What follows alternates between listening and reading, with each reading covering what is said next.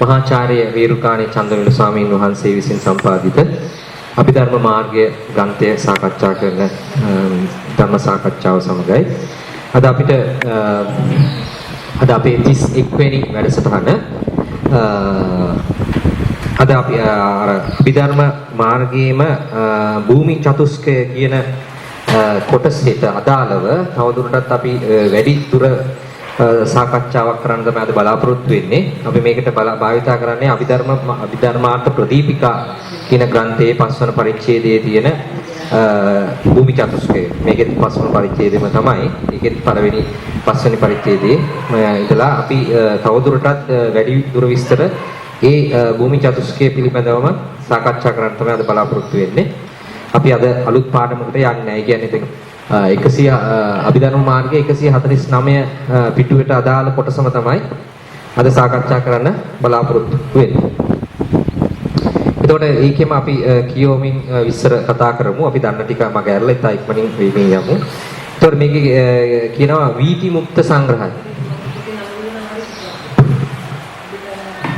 අද අපි කතා කරන්නේ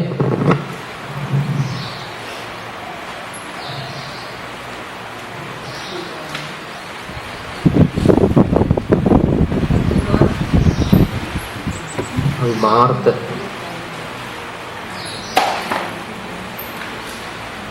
ප්‍රදීපිකා පිටුව ලියමු. පිටුව 352 පිටුව තමයි සාකච්ඡා කරන්නේ. එතකොට අපි කියවමු වීති මුක්ත සංග්‍රහයේ සතර භූමි කෙනෙක්ද සතරාකාර ප්‍රතිසන්දියක්ද සතර ධර්ම කෙනෙක්ද සතරාකාරෝ මරණෝත්පත්ති සංඛ්‍යාත වූ චුතියෙක්ද යන සතර චතුස්කයක් පිළිවෙලින් විස්තර කරනු ලැබේ. ඒ කියන්නේ පාඩම් ටික ගැන මේ කියන්නේ. දැන් අපි ඒකෙදි මේ සතර භූමි චතුස්කය තමයි. නැත්නම් සතර භූමි කියන එක තමයි භූමි කියන්නේ භූමි හතර කියන එක. භූමි චතුස්කය කියලා කියන්නේ භූමි හතර කියන එක තමයි අපි මේ සාකච්ඡා කරන්නේ. එතකොට භූමි චතුස්කය සත්වයන් වාසය කරන ස්ථාන හේවත් නාම රූප සංඛ්‍යාත පරමාර්ථ ධර්මයාගේ හට ගැනීම ස්ථාන වූ භූමි හතරයි. අපි ඉගෙන ගත්තා. අපාය භූමිය, කාම සුගති භූමිය, රූපාවචර භූමිය, අරූපාවචර භූමිය. අපි ඒවා සාකච්ඡා කරා. මේ අපාය භූමිය සහ කාම සුගති භූමිය එක්කොට ගත් කල්ලි කාම භූමි නම් වේ. අපි දන්නවා ඒ ටික. කාම භූමිය සියල්ලම 11කයි. අපි එකක් දන්නවා. එනම් සතර අපාය සප්ත කාම භූමියත්. හරිනේ? 11 7යි 11යි. අපාය භූමිය. අපාය භූමිය ගැන තව වැඩිදුර විස්තරයක් තියෙනවා. අය සංඛ්‍යාත වූ සැපයෙන් පහව ගියා වූ ස්ථානයේ අපාය නම් වේ. අපාය භූමි සතරකි. ඒ කියන්නේ අය කියන එක තමයි අපාය කියලා හැදිලා තියෙන්නේ. ඒ කියන්නේ අය සංඛ්‍යාත වූ සැපයෙන් පහව ගියා වූ. ඒ කියන්නේ අයෙන් අප කියන එක නිසා දැන් අය සංදි කරාම අය තමයි අපාය වෙන්නේ. එතකොට අය කිව්වේ මොකද්ද? සැපය. අයේ තේරුම අය කියන වචනේ තේරුම සැපය. ගමනය. සැපයෙන් ගමනය වුණා කියන අර්ථයෙන් තමයි අපාය කියලා හැදුනේ. ඒක තමයි මේ පැහැදිලි කරලා තියෙන්නේ. පැහැදිලිද ඒක? අපාය කියන එක සංදි කරාම අය. මේ අය කියන්නේ සැප කියන එක. හරිද?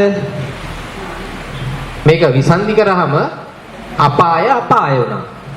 හරි නේද? හරිනේ? අය කිව්වේ සැප.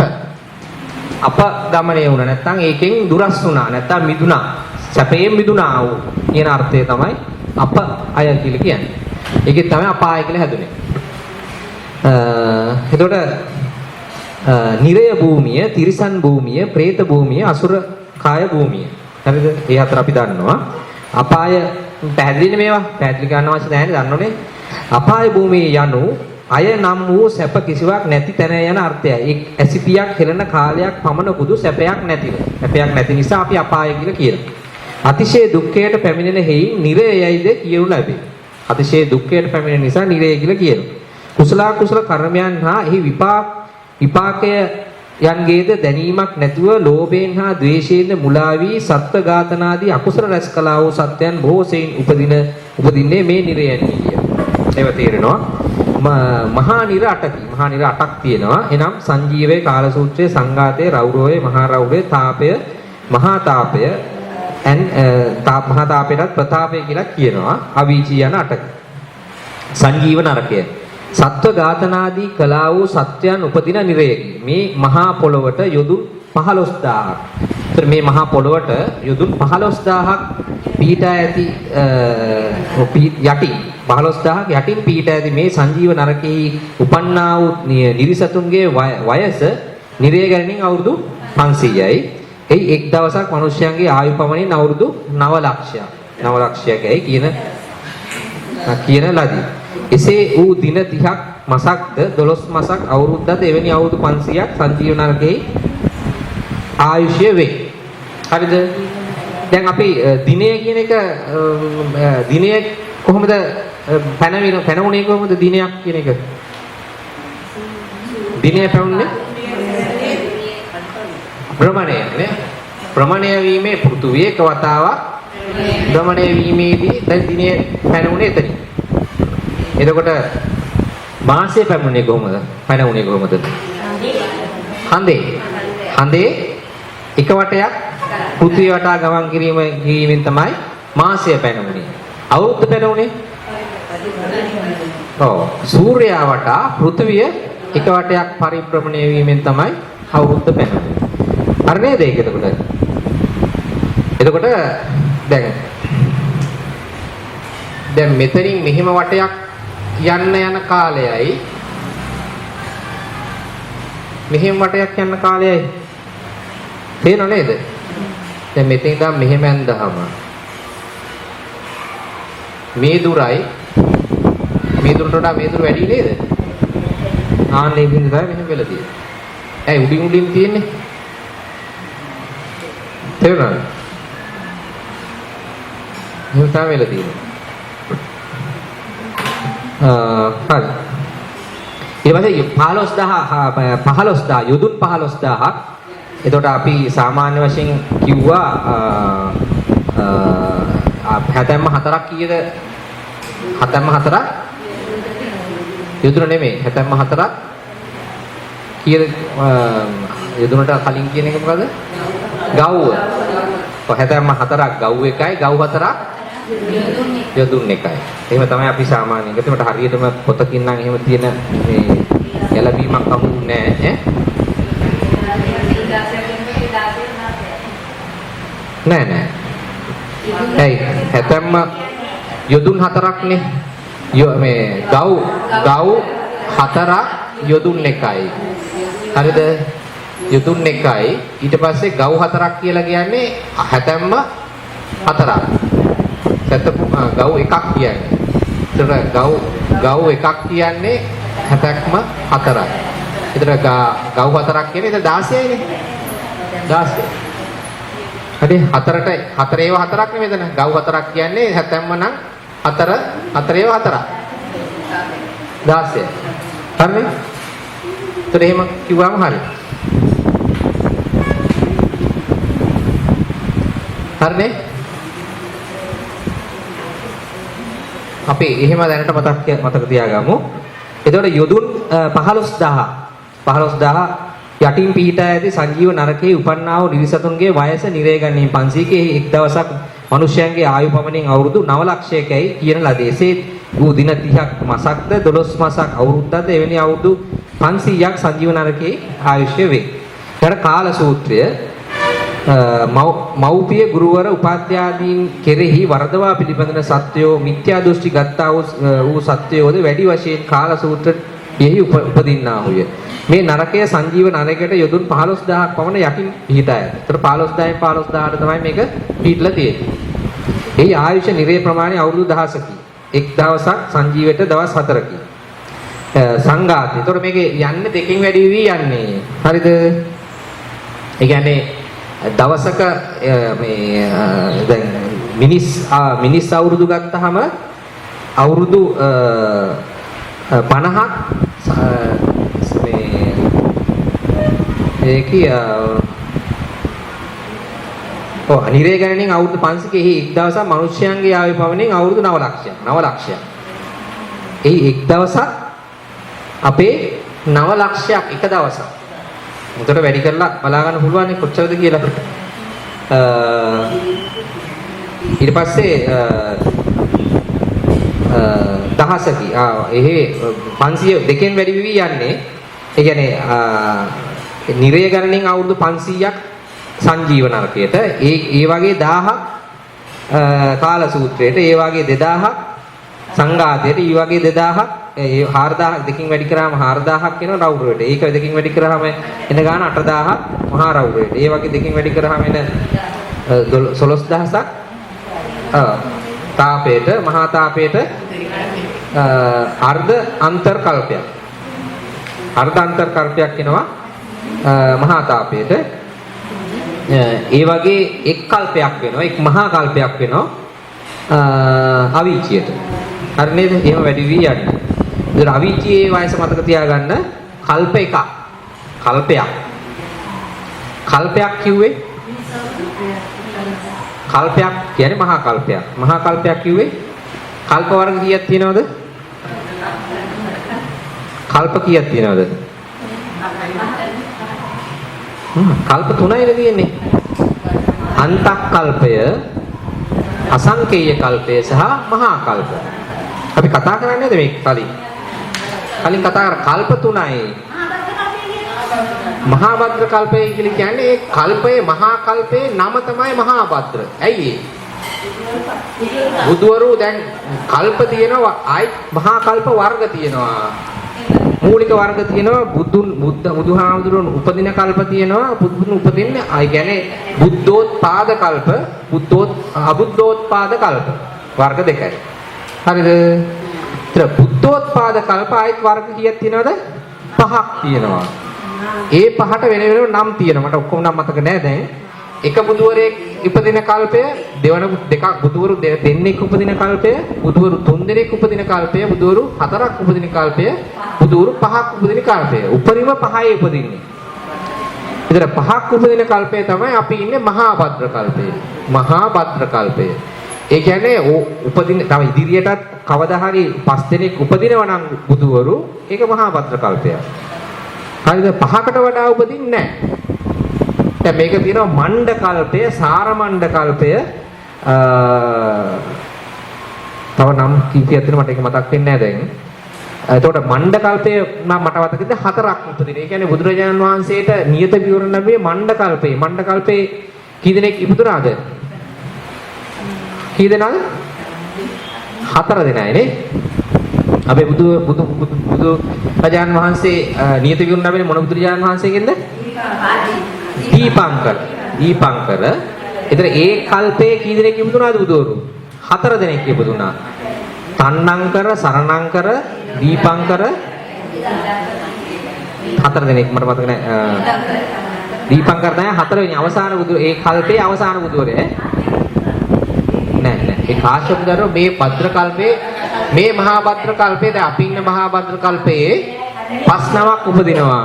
ඒකෙන් කකුසඳ, කෝණාගම, කාශ්‍යප, ගෞතම, මෛත්‍රී. ඔන්න 5 දෙනා. අපි 4 වෙනි දැන් ඉන්නේ මෙතන. ගෞතම බුදුරජාණන් වහන්සේගේ කල්පේ. හරිද?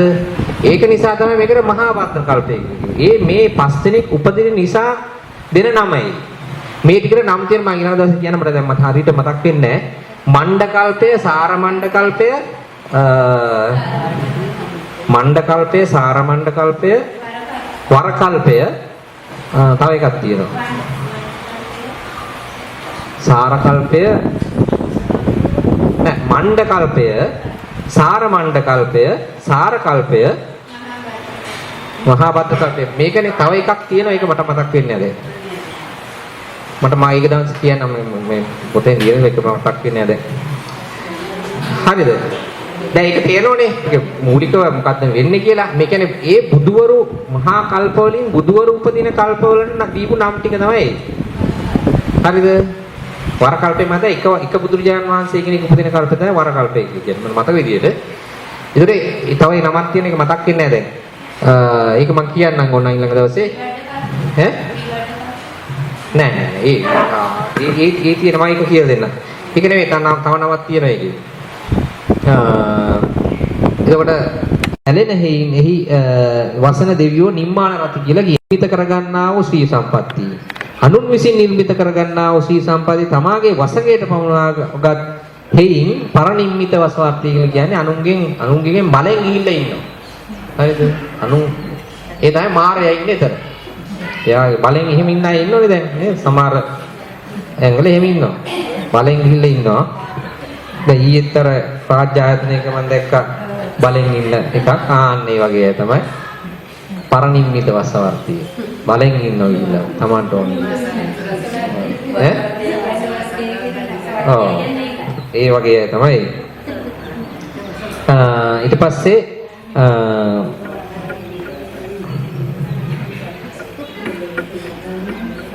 එතකොට ඒ ටික ඉන්න ටික ගැන අපි කතා කරා. ඒ ටික වැදගත් අවශ්‍ය නැහැ දැනට.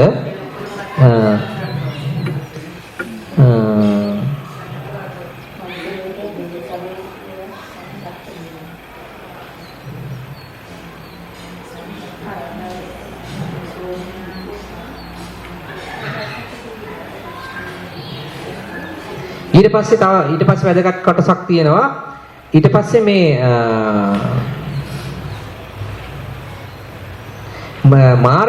මාර්ග පලස්ත පුද්ගලයා. එතකොට අපි කියමු මාර්ග පලස්ත පුද්ගලයන් අතුරේ සමතයානික සෝවාන් පුද්ගල තෙමේ ඉදින් මේ භවයේදීම ඉතිරි මාර්ගඵල නොලබන්නේ නම් කාම භවයේ එක්වරක්වත් පටිසන්ධි නොගෙන රූපාරූප භූමියේ හෝ රහත් හෝ නිවන් දක්නේ. එසේ හේයින් සමතයානික සෝවාන් පුද්ගලයාගේද ප්‍රභේද නැත්තේය. එතකොට සෝවාන් පුද්ගලයෝ දෙන්නෙක් ඉන්නවා. ශුෂ්ක විදර්ශක සෝවාන් පුද්ගලයෝ වනාහි ත්‍රිවිධාකාර වෙත්. එනම් ඒ කියන්නේ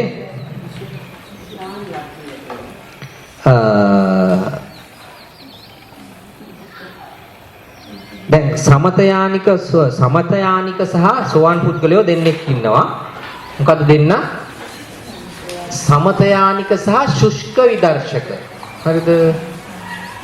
ඒතර හැම කෙනාම ඉන්නවා සමතයානික ශුෂ්ක විදර්ශක කියලා දෙන්නෙක් ඉන්නවා. ඉතින් ඒ ටික පොඩ්ඩක් වැදගත් අපි ඒක කතා කරමු.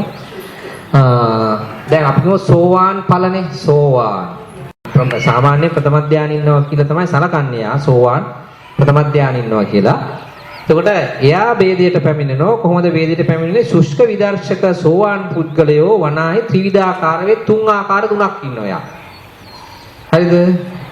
තුන තමයි ඒක බීජ සෝතාපන්න පුද්ගලයාය, කෝලංකෝල සෝතාපන්න පුද්ගලයාය, සත්තක්කත්තු පරම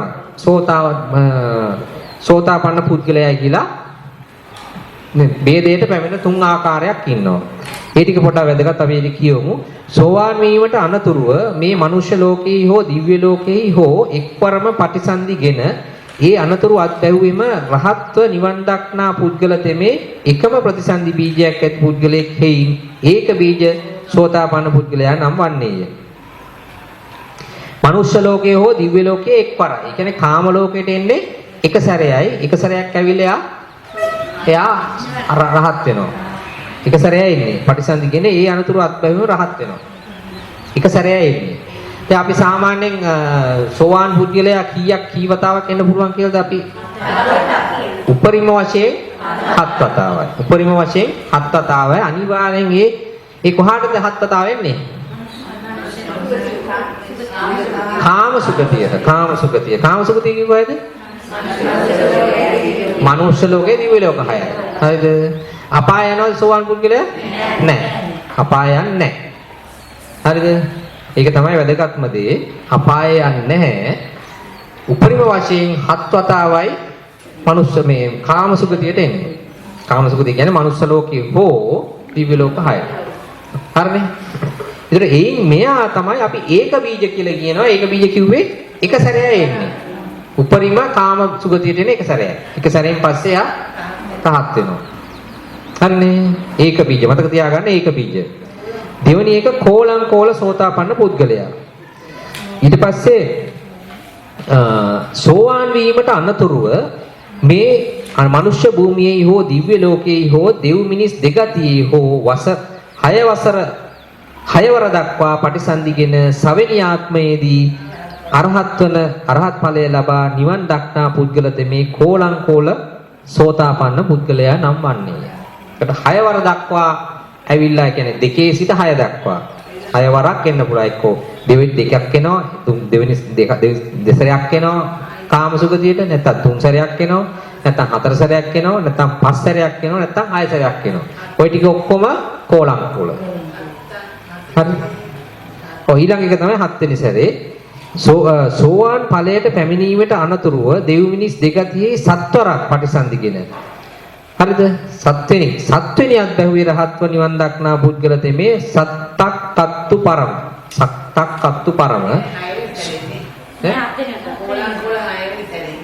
දෙකේ සිට 6 දක්වා කෝලංකෝල. 2 සිට 6 දක්වා කෝලංකෝල. 7 වෙනි එකේ මේ බෙදලා තියෙන්නේ එක සැරයක් කෙන එක්කෙනා වෙන ගොඩකට දැම්මා, 2 සිට 6 දක්වා තව ගොඩකට දැම්මා, 7 වෙනි එක්කෙනා තවත් ගොඩකට දැම්මා.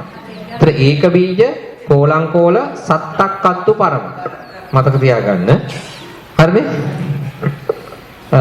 අත්බැව්වේ රහත් නිවන් දක්නා පුද්ගල තෙමේ සත්තක් කත්තු පරම සෝතාපන්න පුද්ගලයා නම් වන්නේය. සෝවාන් පලස්ත පුද්ගලයා හට කාම භවයේ 8 වෙනි උප්පත්තියක් නම් නැත්තේය. 8 වෙනි උප්පත්තියක් එන්නෙම නැහැ. නමුත් මනුෂ්‍ය ලෝකයේ සෝවාන් ඵලයට පැමිණෙන ප්‍රථම ධානය උපදවාගෙන ප්‍රක්ෂ්ම පාරිශද්ධිය නම් බඹලොවට ඉපිද ක්‍රමයෙන් ඉතිරි බ්‍රහ්ම ලෝකවලද උත්පත්තිය ලබා අනාගාමීව පංච සුද්ධාවාස බ්‍රහ්ම ලෝකයන්හි ක්‍රමයෙන් නිපිද අකනිට්ඨ බඹලොවේදී රහත්ව පින්වන් පානටද හැකි වේ. හරි. නමුත් මනුෂ්‍ය ලෝකයේ සෝවාන් ඵලයට පැමිණ ප්‍රථම ධානය උපදවාගෙන බ්‍රහ්ම පාරිශද්ධිය නම් බඹලොවට ඉපිද ක්‍රමයෙන් ඉතිරි බ්‍රහ්ම ලෝකවලද උත්පත්තිය ලබා අනාගාමීව පංච සුද්ධාවාස බ්‍රහ්ම ලෝකයන්හි ක්‍රමයෙන් ඉපිද අකනිට්ඨ බඹලෝදීදී රහත්ව පින්වන් පානටද හැකි වේ. එතකොට නෑ ඒ කියන්නේ අතන සමත යානිකයා ගැන කියන්නේ නේ. ප්‍රථම ධානය උපදවාගෙන ධානයෙන් එයා යනවා. එයා ධානයේ පිරිහෙන්නේ නැතුව ඉපදුනොත් තමයි බ්‍රහ්ම පාරිසද්ධිය යන අනිවාර්යෙන් ධානයේ ඉන්න ඕනනේ. බ්‍රහ්ම ලෝකයේ උපදින්න නම් සමත යානික. සමත යානික ගැන තමයි ඒ කියන්නේ. හරි නේද? ඒතර මේ සමත යානික ගැන තමයි ඒ කියන්නේ. ඒතර අර වර්ග දෙකක් ඉන්නවා. සමත යානිකයි සුෂ්‍ය විදාර්කයයි. සුෂ්‍ය විදාර්කය තමයි 3 ආකාරයකට වේදයට පැමිණෙන්නේ. ඒක බීජ කෝලංකෝල සත්තක් කත්තු පරම. හරිද? ඒක බීජ කිව්වේ එක සැරයක් මනුස්ස මේ කාමසුඛදිට ඇවිල්ලා රහත් වෙනවා. 2 සිට 6 දක්වා කෝලංකෝල 7 වෙනි වාරේ සත්තක් කත්තු පරම. හරිනේ? සකදාගාමි පලස්ත පුද්ගලයන් අතුරෙන් සමතයානික පුද්ගල තෙමේ මනුෂ්‍ය ලෝකෙහි දිව්‍ය ලෝකෙහි හෝ එක්වරක් පිළිසිඳ නොගෙන කැමැති නම් ඒ භවයේදීම රහත්ව නිවන් දැකීමට හෝ රූපාරූප භූමියේ හෝ ඉපිද එහිදී රහත් වන්නට හෝ සමත් වේ. එබැවින් මේ පුද්ගල තෙමේ ભેදයක් නම් නැත්තේය. ඒත් එහෙම තමයි. ඒ භාවනා කියන්නේ මේ සමත භාවනාව කරපු කෙනා ඒ අනුරූප බ්‍රහ්ම ලෝකයේ ඉපදිලා එහෙම ඒ කැමති විදිහට යාට යන්න පුළුවන්. එහෙම නැති අය ශුෂ්ක විදර්ශක සකදාගාමී පලස්ස පුද්ගලයන් ආකාර 5ක් ඉන්නවා. ආකාර 5ක් ඉන්නවා. මනුෂ්‍ය භූමියේදී සකදාගාමී ඵලයට පැමිණ මෙහිදීම ආරහත් ඵලය ලබන්නා වූ එක් පුද්ගලයෙක්ද මෙහිදීම යා අරහත් ඵලය ලබනවා. දිව්‍ය ලෝකයේදී සකදාගාමීව දිව්‍ය ලෝකයේදීම රහත්ව නිවන් දක්නා එක් පුද්ගලයෙක්. දිව්‍ය ලෝකයේදීම සකදාගාමී වෙලා එහෙදීම රහත් වෙනවා. මනුෂ්‍ය ලෝකයේදී සකදාගාමී ඵලයට පැමිණ එක්වරක් දිව්‍ය ලෝකේ පටිසන්ධිගෙන එහිදී රහත්ව නිවන් දක්නා පුද්ගලයා. අත් එහෙම වෙන්න පුළුවන්. දිව්‍ය ලෝකයේදී සකදාගාමී ඵලයට පැමිණ නැවත වරක් මිනිස් ලෝව ඉපිද රහත්ව නිවන් දක්නා එක් පුද්ගලෙක් ඉන්නවා. මිනිස් ලෝකයේදී සකදාගාමී ඵලයට පැමිණ දෙව්ලොවේ එක්වරක් ඉපිද එයින් චුතව නැවත මිනිස් ලෝවට ලෝව ඉපිද රහත්ව නිවන් දක්නා එක් පුද්ගලෙක් දැයි ශුෂ්ක විදර්ශක සකදාගාමී පුද්ගලයෝ 5 දෙනෙක් වන්නා. හරිනේ? 5 තමයි මනුස්ස ලෝකයේ ඉපදිලා මනුස්ස ලෝකයේදීම සකදාගාමී වෙලා රහත් වෙනවා. ඊට පස්සේ දිව්‍ය ලෝකේ ඉපදිලා දිව්‍ය ලෝකයේදීම රහත් වෙනවා. දිව්‍ය ලෝකයේදීම සකදාගාමි වෙලා දිව්‍ය ලෝකයේදීම රහත් වෙනවා. ඊට පස්සේ මනුෂ්‍ය ලෝකේ ඉපදිලා දිව්‍ය ලෝකෙට ඉපදිලා මනුෂ්‍ය ලෝකයේදී සකදාගාමි වෙලා දිව්‍ය ලෝකයේදී රහත් වෙනවා. කටේ. ඊට පස්සේ දිව්‍ය ලෝකේ ඉපදිලා මනුෂ්‍ය රහත් මේ දිව්‍ය ලෝකයේදී සකදාගාමි වෙලා මනුෂ්‍ය ලෝකෙට ඇවිල්ලා රහත් වෙනවා. ඊට දිව්‍ය ලෝකේ ඉපදිලා දිව්‍ය ලෝකයේදීම සකදාගාමි වෙලා මනුෂ්‍ය ලෝකේ එක සැරයක් ඉපදිලා ආයෙත් දිව්‍ය ලෝකෙට ගිහිල්ලා රහත් වෙනවා. ඒ වගේ ආකාරයක ભેදයකට ආකාර පහක් ඉන්න පුළුවන් සකදාගාමි පුද්ගලයෝ. සුෂ්ක විදර්ශක සකදාගාමි පුද්ගලයෝ. කියන්නේ සුෂ්ක විදර්ශක සකදාගාමි පුද්ගලයෝ. ඔව් ඒ කියන්නේ මේ අය තමයි සමතයානික සුෂ්ක විදර්ශක. මේක සමතයානික සුෂ්ක විදර්ශක දෙවේදයකට පැමිණෙනවා. රහත් පුද්ගලයා කොහොමත් රහත් වෙලානේ. එතකොට එහෙම ભેදයට පැමිණෙන්නේ තුන් ආකාරයකට. බුදු පසේ රහත් වෙන්නේ කොයි ආකාරයද? එක්ක බුදු වෙනවද? පසේ බුදු වෙනවද? රහත් වෙනවද? ශ්‍රාවක රහත් භාවයටපත් වෙනවද? හරිද? ශ්‍රාවකට පාදිනකොට ආයෙත් මේ ආකාරයෙන් වෙන්න පුළුවන්. හරිද? අපේ කාලේ අවසානයේ දැන් අපි නවත්තන්න ඕන. ඔව් අනාගාමී ටිකත් අපි ඒ ටික පොඩ්ඩක් සාකච්ඡා කරමු ඊළඟ දවසේ. මොකද ඒ ටික පොඩ්ඩක් වැදගත් අපිට. ඒ ටිකයි ඊට පස්සේ තව තියෙන මේකේ අර මේ ලෝකයේ පවතින රෝග විනාශය ටිකයි අන්නේ ටික පොඩ්ඩක් මේකෙන් අපි සාකච්ඡා කරමු. මේක අර පොතේ නැහැ. ඒක පොඩ්ඩක් වැදගත්. මේ අන්තර්කල්පය සහ ලෝක විනාශය සහ කල්ප විනාශය. ඒ ටික පොඩ්ඩක් කතා කරමු. පුළුවන් මේ ඊළඟ දවසේ මේ පොත අරන් එන්න. මේ පොත මේ තියෙන්නේ පස්වන පරිච්ඡේදයේ 360 පිටුව 61 තමයි අපි මේ තියෙන්නේ. අපි ඊළඟ පාඩම තියෙන්නේ ශුෂ්ක විදර්ශක අනාගාමී පුද්ගලයන් ටික තමයි කතා කරලා ඒ ටිකත් කතා කරලා ලෝක විනාශයයි කල්ප විනාශයයි කතා කරමු මේ පාඩමේ මේ ටික. ඒක ටික ඉගෙන ගන්න එක වැදගත්. ඒ ටික අපිට ඒ ටික පොඩ්ඩක් කියවලා බලාගෙන ඉන්න. මේ පොත් තියෙනවනේ. පොත තියෙන නිසා බලාගෙන ඉන්න. මේ පොතත් අරගෙන ඉන්න. අරගෙන આવත් අපිට පහසුයි මේක සාකච්ඡා කරන්න. ප්‍රශ්න තියෙනවා කියවලා ඉවරලා ප්‍රශ්න තියෙනවා නම් අපි සාකච්ඡා කරමු ඉතින්. හරි අපි අවසන් කරමු දැන්.